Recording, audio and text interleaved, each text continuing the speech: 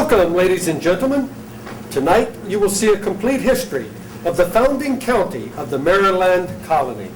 During this production, important historical facts and dates will be cited in an authoritative voice. Some of the characters will have names that are identical to names which once belonged to real historical figures.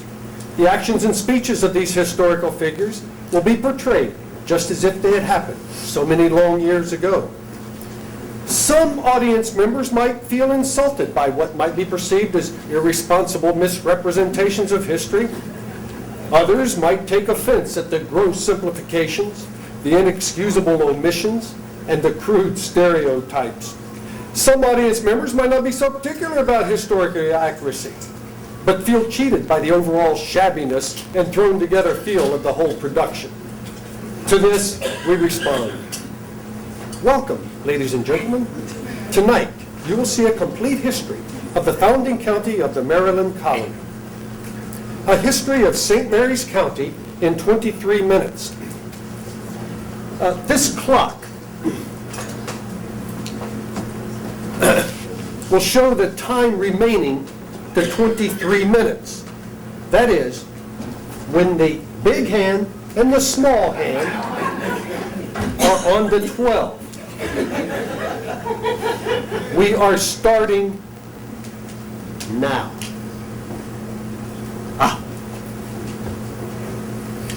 The year is 1534. The place, London, England, or perhaps France. Henry VIII, King of England, wants to divorce his current wife and remarry to improve his chances of having a male heir. Henry is the Roman Catholic king of a Roman Catholic country and must answer to a higher earthly authority in the form of Pope Clement VII, who opposes the king's divorce. I'm sorry, Henry, but the church does not allow divorce under any circumstances. But I'm the king, for heaven's sake. I should get special treatment. Sorry, Hank, no exceptions, huh? Hey, don't blame me. I don't make the rules, huh? Heck, you're not the only one that's got things rough. Maybe you can't get married twice, but what about me? I can't even get married once, even if I wanted to. That's the breaks. Well, if your church won't grant me a divorce, then maybe I can find one that's more accommodating. Whoa.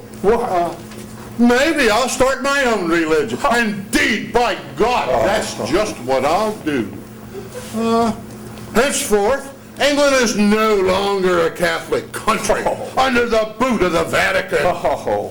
Henceforth, England will have a new church.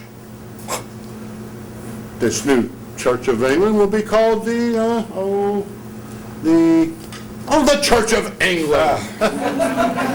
Pretty much it'll be the same, except no more confessions. And none of that transubstantiation stuff with the bread and the wine. Oh, and priests will be allowed to marry. And no more popes. And kings will be allowed to divorce. Sure, whatever you say. Have it your way, Boobala. Huh? But take it from me. Running a religion is a no walk in the park, huh? You wait until you have your first inquisition, and then you come and talk to me, huh? And do me a favor, huh? I know that most of your subjects are going to join your new religion, your Church of England, but I know my people, and some of them are stubborn, and they're going to keep on being a Catholic no matter what you say, huh? Once you go Roman, you don't go Roman, you know what I mean? So, have a little tolerance. What do y'all need, the Catholic people? They're good folks, huh? And don't persecute them so much, okay? That's a good king. Thank you very much. Hey, let me give you some advice, huh? Hey, once you get it started and you got things that kind of going, find yourself a good hat maker. I mean, really, look at this thing.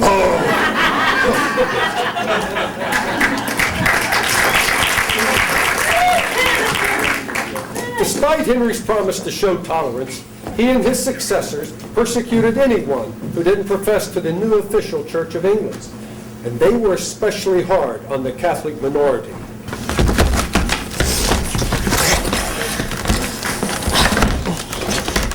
There you go. So that's it? You're not gonna stop persecuting us and killing us? Not even a little bit? Afraid not, mate. It's nothing personal, you know. Just your religion is all. Persecute the Catholics all of the day. You know how it is. Everyone gets a turn in the barrel. First it's the Anabaptists, then it's the Jews. Now it's the Catholics. I'm sure you understand. Understand? All I understand is that you're persecuting us and killing us all the time. What is there to understand? Look here, you seems a decent bloke. Here's a tip. There's a rumour making this rounds that His Highness King Charles is giving some land to your man Lord Baltimore to found a new colony in what you call your new world. So what's that to me? What's that to you? I'll tell you what's that to you. Your man Lord Baltimore's a heathen Catholic like yourself, is what? And rumour has it, he's found in a colony of tolerance where papists like yourselves can practice your heathen ways without fear of being hanged or having your property confiscated or otherwise persecuted. Is that right? Why, sure as I live and breathe and stand here before you, Gov. With my own ears. Can I ask you something? Why, sure as Bob's your uncle, mate. Ask me anything you like. Me bones, me bleeding word it is once I tell you. Do you mind? Right, there you go.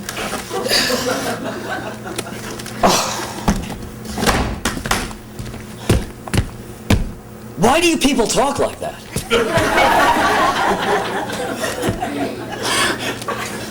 What do you mean, Haggo?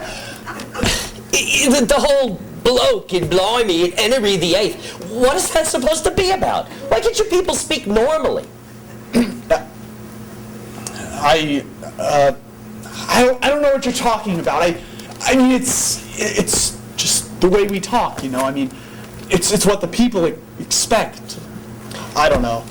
Everyone just talks that way. All right, look. Don't worry about it. It's cute, you know. Girls love it. Thanks for that tip about the new colony. Right, right you go then. Good luck in the new colony. Stiff up a lip and all. Birds love it, he says. Fancy that.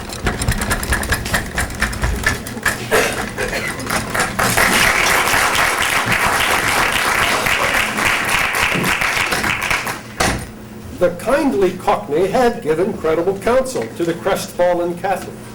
Cecilius Calvert, a.k.a. Lord Baltimore, himself a Catholic, had been granted a charter to found a colony in the New World. He took out ads with the local town criers to recruit people to travel to his new colony, which he named Maryland, after the king's wife, Henrietta Maria. Hear ye, hear ye! His lordship, Cecilius Calvert, is looking for adventurous and/or desperate citizens to found a colony in the New World. Applicants can be of any religious persuasion, but must be of reasonable health in mind and body. The New World is a veritable paradise on earth, with rich soil, a perfect climate, and maybe even gold laying on the ground. Who knows? Act now and receive a free blunderbuss. Title and taxes not included. Promises of success, wealth, and continued health, and any guarantee more than 5. Negative outcomes include drowning at sea, starvation, murdered by savages, and consumption of wild beasts of the forest. Additional terms and conditions may apply. See colony keeper for details.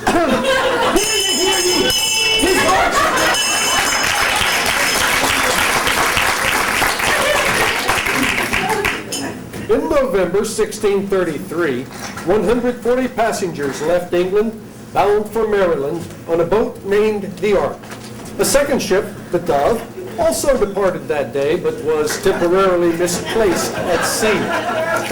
The Dove was carrying the supplies for the new colony and the passengers' belongings.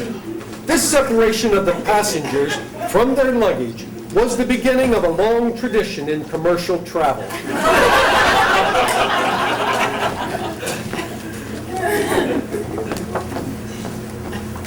Well, this is great.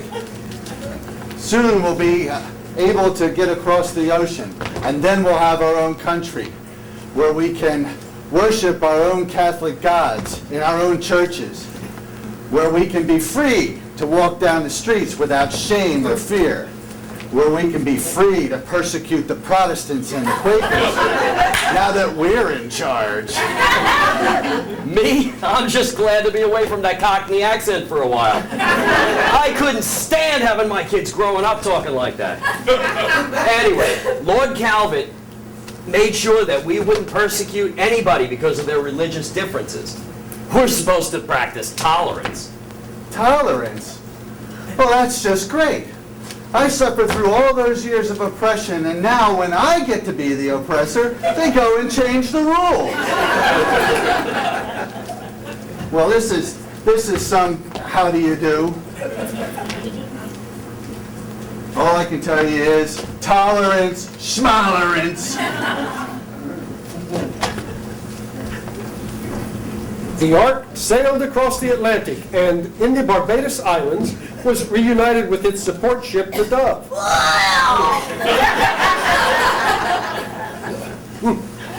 While in the Barbados, a free black man named Matthias de Souza joined the passengers as aide to Father Andrew White, the Jesuit priest ministering to the new settlers.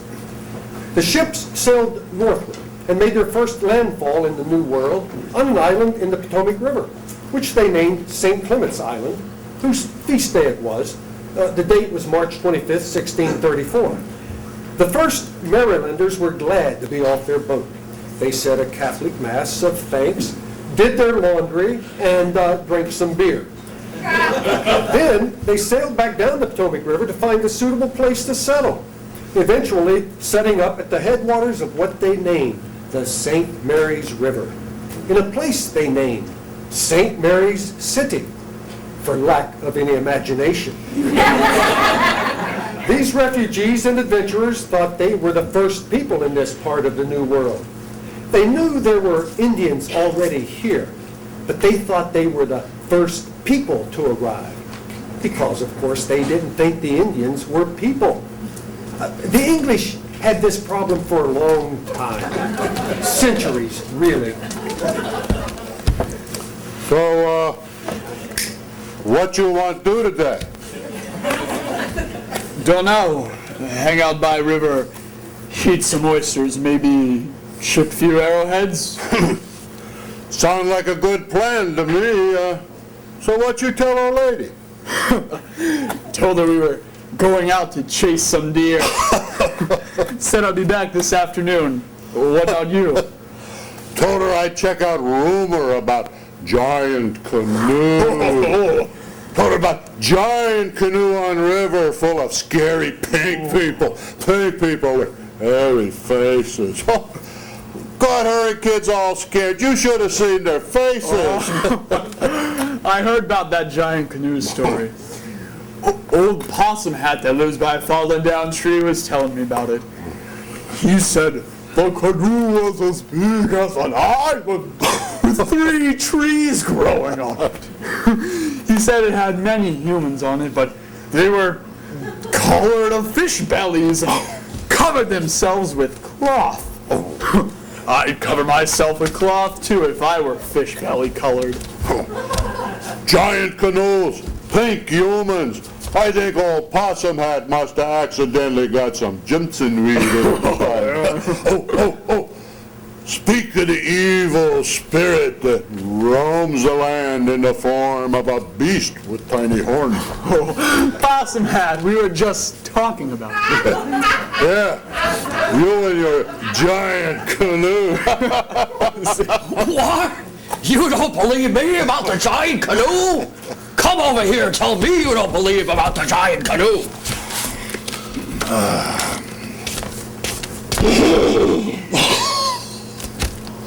Oh, holy moly!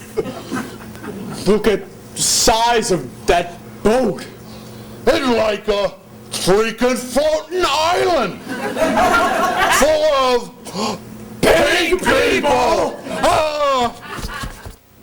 There were indeed 2 floating islands full of light-skinned people on the Ark and Dove. Now, the settlers eventually made contact with the native inhabitants, members of the Piscataway Federation of Tribes that included the Yakomicos, the Patapaco, and the Nanjamoy. The English thought or hoped that the land they were in was connected to India, so they called the residents Indians. These American Indians were wary but friendly. They showed the settlers how to obtain food and shelter from the strange environment. Years passed. So, what you think? I don't see any sign of them leaving. I mean, it's been many seasons gone by and suckers are still here. I thought when they first showed up they were just passing through. Really? I show them how to catch fish, how to plant corn. I just trying to be nice, you know. I thought they'd have gotten where they were going by now. There's nothing wrong with their boat. What gets me is they act like things are just for them to use. They speak words that have magic meaning to them. They draw lines in dirt and say words like property and mine. Like that means something. I don't know about you, but it's starting to get on my nerves. All this drawing lines in the dirt and chanting mine, mine. I don't get it. Dudes can put away some fruit, too. They can eat more oysters in one sitting than I can eat in 2 days. Chew. Bite off more than they can chew. Chew more than they can swallow. Swallow more than they can digest. It's unbecoming. So what do you say, Chief? Should we run them off? I mean, I think we've been more than courteous, but enough's enough. You know what they say about party guests and dead rockfish. Yeah, both start to stink after a while. What do you say, Chief? What are we going to do? It would be impolite to ask them when they are leaving. And we cannot stop being hospitable just because they turn out to be bad guests. We will move our camp further upriver. Maybe they will take hint and go wherever it is they are going. The river gods keep the rivers full of fish and oysters. The gods of the forests and the fields keep the woods and the land in harmony for us. Even if pink people stay, they could not possibly use up everything the gods have provided, so we out a few fish, a few deer, no biggie. Even if more pink people come, they could not possibly use up all that the gods have provided. There will always be plenty for everyone. Am I right? Right. No way they can eat it all. No way. Everything will work out for best. Plenty for all. Now, we will go over the Potomac and check out hunting grounds over there for a few moons. I heard there are pink people there, too. Really? What they call themselves? Virginians. They call themselves Virginians.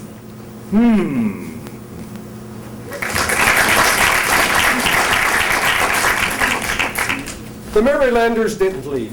They discovered that the soil of their new home could produce a plant that was very desirable in their former homeland. Englishmen were willing to pay a high price for tobacco from the new colonies. More ships carrying supplies and new settlers arrived from merry old England. More tobacco went back to enrich the coffers of the merry old English landowners. St. Mary's City became the capital of the colony of Maryland and a bustling city by the standards of the day.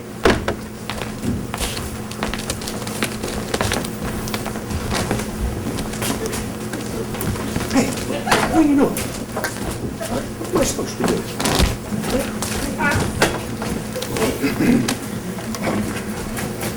My honorable colleague has moved that, and the chair stands to second the motion. He has moved that we shall maintain our policy of equality for all citizens and tolerance for all beliefs, no matter how ridiculous or disgusting. The chair recognizes the citizen in the front row. If it is equality for all, what about me? I am Jewish, and yet I am not allowed to participate in any aspect of governance or policy making. Should I not be entitled to the same rights as other citizens? You just said equal rights for all citizens. All citizens? I meant all Christian citizens. Equal rights and tolerance for all Christian citizens. Sorry about that. Yes, Mistress Margaret Brent in the front row. I am a landowner, executor of the will of Governor Calvert by his appointment, and a licensed attorney by permission of the Assembly. I ask now for a vote in this Assembly. I have qualifications that exceed most of the members of the current delegates. I ask the colony to honor its commitment to equality for all Christians by granting me a vote in determining my own destiny. I demand my equal rights as a Christian citizen. All citizens? I meant all Christian men. Yes, all Christian men are deserving of equal rights and tolerance. That's our policy. Sorry about that. Okay, let me move on with... Yes, D'Souza, what is it? You did say equal rights for all Christian men, right? Right? All Christian men? Yeah. I meant all Christian white men. Oh, what the heck. What do you say we let old D'Souza have a vote in this assembly just one time? All in favor? Aye. Okay, come on, D'Souza, bring the bench. Oh, yeah, get that.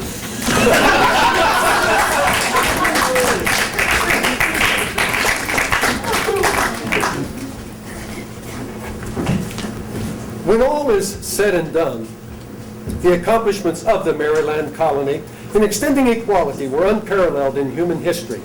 Theirs was the first government in history to write religious tolerance into the rules of government. St. Mary's City is the first place in the New World where a person of color participated in government. Margaret Brent's bold petitions for equality were unprecedented. Her accomplishments as a landowner and lawyer made her a hero of a movement that wouldn't even exist for another 300 years. The hopes and dreams that are America were first given voice in St. Mary's County. The colony of Maryland prospered and grew. In 1689, the Protestant king and queen, William and Mary, took to the throne of England. They had had quite enough of the Catholic Lord Baltimore and his religious tolerance. Thank you very much. In 1695, the capital and government of Maryland were removed from St. Mary's City and relocated to Annapolis. But St. Mary's County continued to do well through the 1700s and most of the 1800s. The main reason was the continued popularity and value of tobacco. Tobacco exports financed the establishment and maintenance of great multi-hundred-acre plantations and the establishment of the great families that dominated county society and governance. The other factor that allowed the establishment and growth of the great tobacco estates was, of course, slavery. It's amazing what a society can accomplish with unpaid labor. Its agricultural economy and its use of slave labor led St. Mary's County to sympathize with the South during the Civil War. Maryland was officially a pro-Union state, but the southern counties sent their sons and their guns across the Potomac River to Virginia and to the Confederacy. I must go now, mother. Across yonder Potomac to join the rebel cause. But fear not, mother, for we shall return victorious, for our cause is just. We move forward to defend states' rights, southern womanhood, and our noble way of life. You mean the way of life where we have slaves do all the work so the men can gamble and carouse? Exactamundo.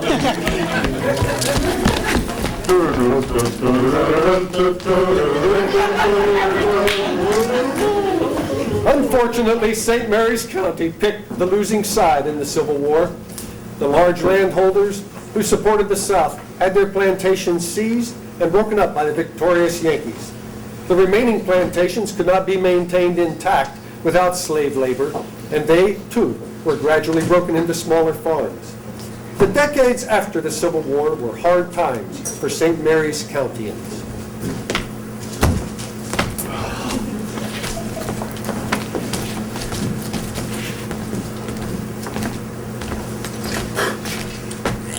Now what am I supposed to do?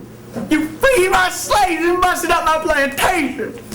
Guess you'll have to work the farm by yourself. Ain't fair, I say. You fought against the government in the war against slavery. That's treason. We ought to hang the whole lot of you. We weren't fighting a war for slavery. We were fighting to defend states' rights, Southern womanhood, and a noble way of life. Whatever. Here's your hoe. Get to work.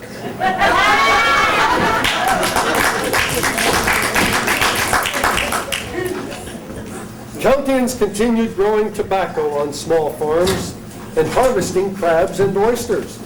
Somewhere along the way, somebody stuffed a corned ham with kale, and stuffed ham, St. Mary's County's culinary gift to the world, was born.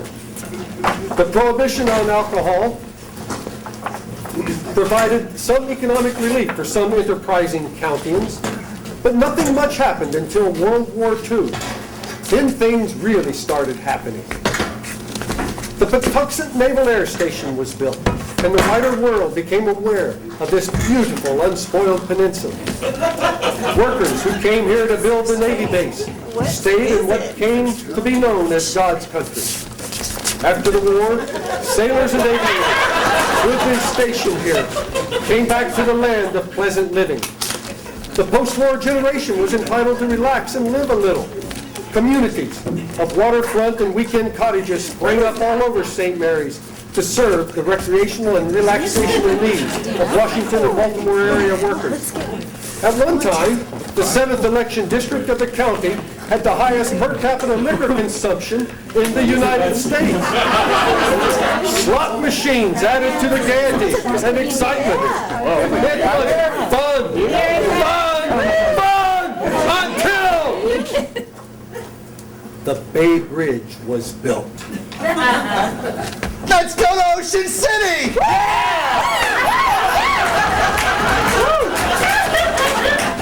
And the fickle masses went to the ocean, and St. Mary's County was alone again. No more the playground resort of choice. But then, the Navy base began to grow. Other military bases and facilities were closed, and their employees transferred to St. Mary's County. Miniature vegetables and Bordeaux started appearing on store shelves. People could be overheard discussing vacations in Thailand and the Amalfi Coast. A new restaurant opened every few minutes. Stage plays, operas and ballets were being sold out, for God's sake. It was all go, until... Of course, the history of St. Mary's County is still being written. Perhaps it'll read something like this. Patuxent Naval Air Station continued to grow and generate jobs. Bridges were built to the northern neck of Virginia and the lower eastern shore. The surrounding countryside, from shore to shore, became filled with big, beautiful houses on large lots.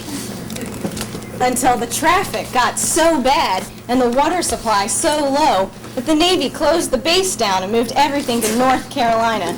The county became world famous for its collection of empty houses and stores.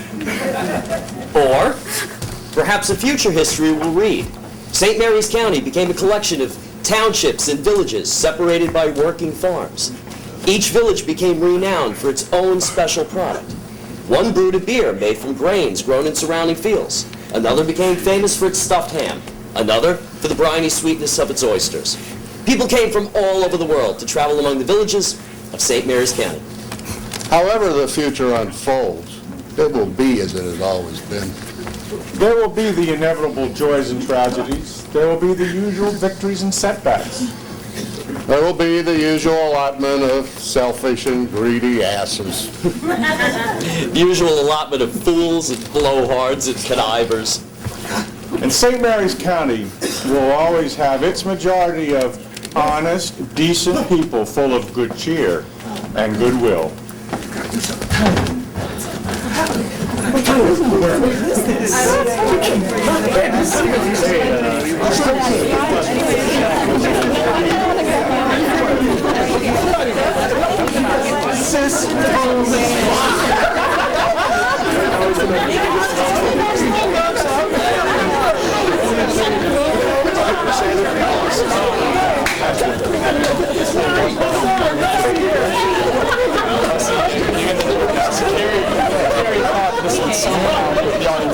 As you can see, obviously.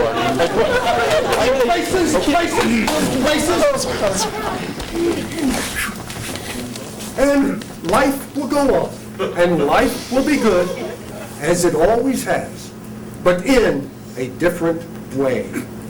And that, folks, is the history of St. Mary's County in 23 minutes.